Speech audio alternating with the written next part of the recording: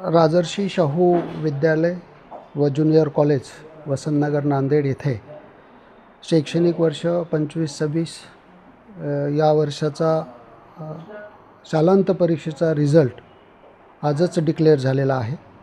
त्यामध्ये शाळेचा रिझल्ट 98.24% एवढा लागलेला आहे। त्यामध्ये एकूण 228 विद्यार्थी परीक्षेला बसलेले होते। त्यापैकी विशेष प्रावीण्यानं पास झालेले विद्यार्थी 102 एवढी संख्या आहे। प्रथम श्रेणीमध्ये 70, द्वितीय श्रेणीमध्ये 39, तृतीय श्रेणीमध्ये 13 असे विद्यार्थी पास झालेले आहेत। आणि विशेष गौरवाची बाब अशी की ज्या विद्यार्थिनीनं आमच्या शाळेला पूर्ण भारतभर नावलौकिक प्राप्त करून दिलं अशी आमच्या शाळेची सुवर्णकन्या समृद्धी पवार हिनं पुन्हा एक आमच्या शाळेच्या शिरपेचात मानाचा तुरा रोवला। तो म्हणजेच तिला शालांत परीक्षेला 100पैकी 100% गुण प्राप्त झालेले आहेत। ही आमच्यासाठी आणि त्यांच्यासाठी, मुलीसाठी, त्यांच्या पालकांसाठी अतिशय अभिमानाची गोष्ट आहे। ह्या सगळ्या रिझल्टचं श्रेय त्या आम्ही विद्यार्थ्यांना आणि त्यांना मार्गदर्शन करणाऱ्या प्रज्ञावंत अध्यापकांना देतो। सर्व विद्यार्थ्यांचं, त्यांच्या पालकांचं आणि शिक्षकांचं खूप खूप या ठिकाणी मी अभिनंदन करतो। त्याचबरोबर 2 मेला आमच्याकडे कला शाखा आहे आणि कला शाखेचा सुद्धा आमचा निकाल जवळपास 77% लागलेला आहे। आणि कॉलेजला आमच्याकडे येणारे जे विद्यार्थी असतात ते आजूबाजूच्या ग्रामीण भागातून असतात। रेग्युलर नांदेड शहरातलं कॉलेज होणारं एकमेव आमचं कॉलेज आहे। रेग्युलर तासिका होतात आणि ग्रामीण भागातील विद्यार्थीसुद्धा या ठिकाणी विशेष प्रावीण्यानं जवळपास 10 विद्यार्थी पास झालेले आहेत। हायेस्ट मार्क्स आर्ट्समध्ये असतानासुद्धा जवळपास एका विद्यार्थिनीला, जी ग्रामीण भागातून येते, तिला 88% मार्क्स कला शाखेमध्ये आहेत आणि अर्थशास्त्र या विषयामध्ये तिला 98 मार्क्स मिळालेले आहेत। म्हणजेच आम्ही 10वी आणि 12वीच्या विद्यार्थ्यांसाठी आमचे शिक्षक खूप मेहनत घेतात, विद्यार्थ्यांना चांगलं मार्गदर्शन करतात आणि त्याचा परिणाम की हा रिझल्ट आमच्याकडं चांगला आलेला आहे। एकंदरीत ॲडमिशन प्रक्रिया देखील आपल्याकडे सुरू झालेली आहे 4 मेपासून। तर यावर्षी आम्ही पहिल्यांदाच प्रवेश प्रक्रिया 4 मेपासून सुरू केलेली आहे। गतवर्षी जेव्हा मी मुख्याध्यापक पदाचा पदभार घेतला त्यावेळेस माझ्या असं लक्षात आलं की बरेचसे विद्यार्थी अध्ययन स्तर खालावलेले आहेत। मी योगायोगाने जिल्हा गुणवत्ता कक्ष, ज्याच्या अध्यक्षा आदरणीय कावली मॅडम आहेत, ज्या जिल्हा परिषदच्या CO आहेत, आणि त्या गुणवत्ता कक्षामध्ये असल्या कारणानं त्यांची जी जिल्हाभरातील विद्यार्थ्यांच्या गुणवत्ता वाढीसाठी जी धडपड आहे ते बघून मी सुद्धा माझ्या शाळेमध्ये तो अध्ययन स्तर खालावलेले विद्यार्थी निवडले। तर वाईट वाटलं ह्याचं की बरेचसे विद्यार्थी अध्ययन स्तर खालावलेले अनुभवास आले। म्हणून यावर्षी मी 5वी ते 10वीपर्यंतची जी काही प्रवेश प्रक्रिया राबवतो आहे त्यामध्ये विद्यार्थ्यांचा किमान अध्ययन स्तर उंचावलेला असला पाहिजे, त्याला लिहिता वाचता आलं पाहिजे, बेरीज वजाबाकी साध्या गणितीय प्रक्रिया आहेत त्या किमान अपेक्षित आम्हाला आहेत। ह्या अनुषंगानं आम्ही ती प्रक्रिया राबवतो आहे। त्यासाठी 4 शिक्षकांची दर दिवशी एक कमिटी स्थापन केलेली आहे आणि त्यामध्ये इंग्रजी, गणित, विज्ञान आणि इतर भाषा असे 4ही शिक्षक त्या विद्यार्थ्यांची तोंडी, लेखी, थोडक्यात परीक्षा घेतात आणि त्या उत्तरपत्रिकेवर ते 4ही शिक्षक स्वतःची सही, नाव लिहून प्रवेश देण्यास योग्य असा सेरा मारतात। त्यावेळेस त्या विद्यार्थ्यांना आम्ही प्रवेश देत असतो। हेतू हाच या पाठीमागचा की ग्रामीण भागातले विद्यार्थी इथं जेव्हा येतात त्यावेळेस पालकांनासुद्धा हे समजावं की नेमका आपल्या विद्यार्थ्याचा अध्ययन स्तर काय आहे आणि शिक्षकांना पण समजावं आणि पालक आणि शिक्षकांनी मिळून विद्यार्थ्यांचा गुणात्मक दर्जा वाढवण्यासाठी हातात हात घालून प्रयत्न करणं ही काळाची गरज आहे. कारण आज हल्ली माझी शाळा ज्या ठिकाणी आहे त्याच्या आजूबाजूला मोठ्या प्रमाणामध्ये क्लासेस आहेत. आणि परवालाच आमची कार्यशाळा झाली. आदरणीय कर्तव्यदक्ष जिल्हा अधिकारी कर्डिले साहेब यांच्या अध्यक्षतेखाली, आणि त्यावेळेस त्यांनी हेही सांगितलं की गुणात्मक शिक्षण देणं ही काळाची गरज आहे आणि त्यासाठी सगळ्यांनी प्रयत्न करावेत. त्यांनी कॉपीमुक्त अभियान राबवलं. आम्ही तर 5वीपासून हे अभियान राबवतो आहे. 10वी-12वीचं आमचं परीक्षा केंद्र असतं. कॉपीमुक्त परीक्षा केंद्र म्हणून आमचा नावलौकिक आम्ही मिळवलेलाच आहे. पण त्याच धर्तीवर 10वी आणि 12वीच्याच बोर्डाच्या परीक्षेच्या धर्तीवर 5वी ते 9वीपर्यंतच्या परीक्षा आम्ही घेतलेल्या आहेत.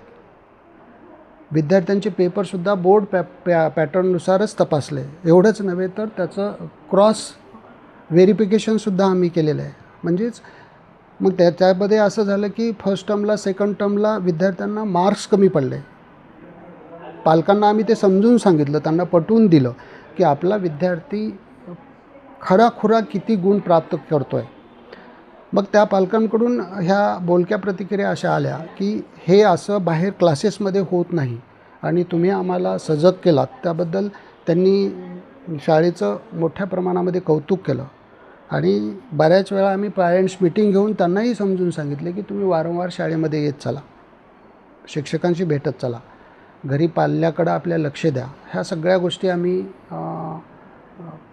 सुद्धा विद्यार्थ्यांच्या गुणवत्ता विकासासाठी प्रयत्न करतो आहे. योगायोगानं यावर्षी माझी शाळा जिल्ह्यातली नव्हे तर मराठवाड्यातली पहिली शाळा असेल की ज्या शाळेमध्ये जे गव्हर्मेंट ॲडेड शाळा आहे त्या शाळेमध्ये 150 विद्यार्थी अभ्यासाला बसतील अशी सुसज्ज अशी अभ्यासिका मी तयार केलेली आहे. आणि तेही विनामूल्य माझे विद्यार्थी त्या अभ्यासिकेचा फायदा घेतील, जे अशा कुठल्याही ग्रँटेड स्कूलला अभ्यासिका नाही. कारण येणारा मोठा लोंढा ग्रामीण भागातून आहे आणि इथं किरायानं राहतात. 2 रूममध्ये विद्यार्थी राहतात. तिथं त्यांचं व्यवस्थित अभ्यास होत नाही. म्हणून त्यांना उणीव भासू नये म्हणून शालेय परिसरामध्येच आम्ही 150 विद्यार्थी ॲट ए टाईम अभ्यासाला बसतील अशीही आम्ही त्यांनी प्लॅनिंग केली आणि त्याचा फायदा आमचे विद्यार्थी घेत आहेत. याही पुढं या विद्यार्थ्याच्या गुणात्मक विकासासाठी जेवढं काही करता येईल तेवढं करण्याचा प्रयत्न आम्ही नक्कीच करणार आहोत. या कामी मराठवाडा शिक्षण संस्थेचे सन्माननीय अध्यक्ष डॉक्टर गोपाळराव कदम सर, सचिव सोनवणे साहेब, कोषाध्यक्ष पावडे साहेब, उपाध्यक्ष थेटे सर व इतर सर्व पदाधिकारी आम्हाला अनमोल मार्गदर्शन करतात. ज्या काही निधी लागतात ते निधी प्रोव्हाइड करतात. विद्यार्थ्यांना सगळ्या भौतिक सोयीसुविधा उपलब्ध व्हाव्यात, गुणात्मक शिक्षण मिळावं यासाठी आम्ही सगळे शिक्षक प्रयत्नशील असतो. आणि त्यामुळं बऱ्यापैकी पालकांचाही चांगला प्रतिसाद आहे. उत्तरोत्तर अशीच गुणात्मक प्रगती करण्याचा आमचा मानस आहे. खूप छान वाटतं आहे का आपल्या शाळेसाठी मी काहीतरी करू इच्छितो. कळलं त्याबद्दल मला खूप अभिमान वाटतो, माझं पण आणि माझ्या शाळेचा पण. आणि यामध्ये खरंच माझ्या शाळेचा खूप मोठा हात आहे. शाळेमध्ये प्रत्येक शिक्षकांनी आम्हाला वेळोवेळी काय करायचं याचं मार्गदर्शन केलं. आमचे क्लास टीचर टापरे सरनी सुद्धा प्रत्येक विद्यार्थी आमच्या शाळेमध्ये खरंच एक आता सध्या खासियत आली आहे का आमचे पूर्ण एक वर्ग शिक्षक किंवा हर एक शिक्षक आपल्या स्टुडंटला कसं मोठं करायचं हे पाहण्याला खूप बिझी आहेत. आणि आमच्या शाळेमध्ये खूप विकाससुद्धा झालेला आहे. सध्या आमच्या शाळेमध्ये स्टडी पॉईंट काढलेला आहे. आता सायन्स लॅब पण काढणार आहेत. आमची शाळा खूप विकसित होत चालली आहे आणि या विकासामध्ये मला जे फायदा भेटला त्याचंच फळ म्हणून आज 100% स्कोअर केलेला आहे मी. आणि याचं मला खूपच छान वाटतं आहे की केलं आहे मी, माझ्या शाळेचं नाव रोशन केलं आहे. आणि म्हणजे माझी शाळा एका प्रत्येक विषयामध्ये खूप बेस्ट आहे. प्रत्येक विषयाचे बेस्ट टीचर आम्हाला इथं शिकवत आहेत, त्यांचं मार्गदर्शन भेटतं आहे. वेळोवेळी ते आम्हाला मोटिवेट करतात, आमच्या टेस्ट पण घेतात. आणि आमच्या शाळेमध्ये बिलकुल चिटिंग वगैरे असं कोणताच प्रकार नव्हता. यावेळेस तर आमचे पूर्ण पेपर हे चिटिंग मुक्त घेतले होते. याचंही आम्हाला सर्व विद्यार्थ्यांना खूप फायदा झाला आहे. आणि आमच्या शाळेचा निकालही 90 म्हणजे ॲव्हरेज निकाल हा 98.28 आहेत. म्हणजे हे खूप चांगले प्रगतीचं गोष्ट आहे का आमची शाळा खूप समोर चालली आहे आणि याचा मला खूप अभिमान आहे आणि खूप छान वाटतं का मी स्कोअर केलं आहे. या यशाची श्रेय कोणाला द्यायची? माझे क्लास टीचर आणि सगळे शिक्षक लोक, टापळे सर आणि तिवडे सरांचे पण खूप त्यांचं श्रेय आहे. त्यांनी आमच्या शाळेचा एक नकाशाच बदलून टाकला आहे, आता खूप चांगलं केलं आहे. माझ्या परिवाराने जे नेहमी मला सपोर्ट केला आहे, या सगळ्यांनाच मी हे श्रेय देऊ इच्छिते. त्यांनी वेळोवेळी मला सांगितलं का तू हे करायचं, या ठिकाणी बसून अभ्यास करायचा, तर हे सगळं श्रेय सगळ्यांना. वेळापत्रक शेड्यूल कसं होतं? सकाळी मी 4ला उठायचे, 4 ते 5 अभ्यास करायचे आणि 5 ते 7 थोडं वॉर्मअप वगैरे करायचं, कारण का ॲज अ प्लेअर म्हणून मला खूप काही द्यावं लागायचं माझ्या करिअरसाठी. आणि नंतर मग 7ला ट्युशन असायचं, 7 ते 10 ट्युशन करायचे. ट्युशनमध्ये पूर्ण आणि 10 ते 10:30मध्ये डाऊट क्लास असायचा, त्यामध्ये ट्युशनमध्ये जे शिकवलं ते सगळं रिवाईज करायचं. आणि ट्युशन पण आमचं खूप छान होतं. आणि नंतर मग 10:30ला घरी यायचं, 11 वाजेपर्यंत जेवण वगैरे करायचं. 11 ते 11:30मध्ये एक रिव्हिजन करायचं का शाळेमध्ये आज काय शिकवणार आहेत याचं थोडंफार रिव्हिजन करायचं.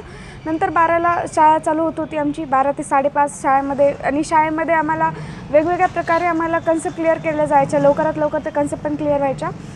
याच्यानंतर मग 5:30ला घरी आल्यावर 6 वाजता फ्रेश होऊन मग अभ्यासाला बसायचं. मग 6 ते 8 वाजेपर्यंत 2 तास अभ्यास करायचा. नंतर 8ला पूर्ण परिवार आम्ही जेवण करत होतो. जेवल्यानंतर थोडा वेळ बाहेर फिरणं आणि व्हॉलीबॉल वगैरे शूटिंग बॉल खेळणं.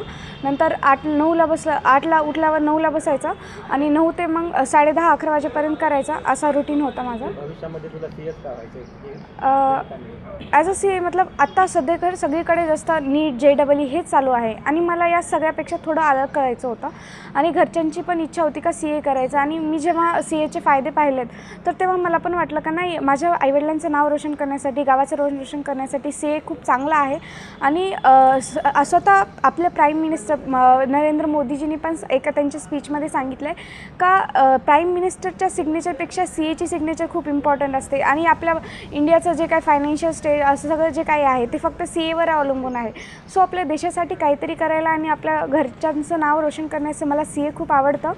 आणि CAचा मला अभ्यास पण खूप छान करावा वाटतं. माझी मुलगी समृद्धी पवार हिने महाराष्ट्राच्या यशामध्ये आपल्या नांदेडचं नाव महाराष्ट्र नव्हे तर भारतामध्ये यशाचा तुरा रोवला आहे. आणि हिने यावर्षी 10वीमध्ये 100पैकी 100% मार्क घेतले आणि त्याची आम्हालासुद्धा गॅरंटी होती. आणि यासाठी यांच्या शाळेचे मुख्याध्यापक Tiwade sir, Raman sir, Tapre sir, Kotable sir यांचे सर्वांचं सहकार्य मिळालं आणि वेळोवेळी आम्हाला मार्गदर्शन केलं. त्या पद्धतीनं आमच्या मुलीनंसुद्धा त्या मेहनत घेऊन आणि अभ्यास करून हा यश संपादन केलं. आणि तिचंसुद्धा मेहनत भरपूर आहे, त्याच्यामुळं हे यश मिळालं, त्याबद्दल तिचे अभिनंदन. आज समृद्धी पवारीचा 10वीमध्ये निकाल लागलेला आहे. तिने 100% गुण घेतलेला आहे. तिचे खूप खूप अभिनंदन. खरंच आमच्या घराण्याचं नाव रोशन केलेलं आहे दीदीने आमच्या.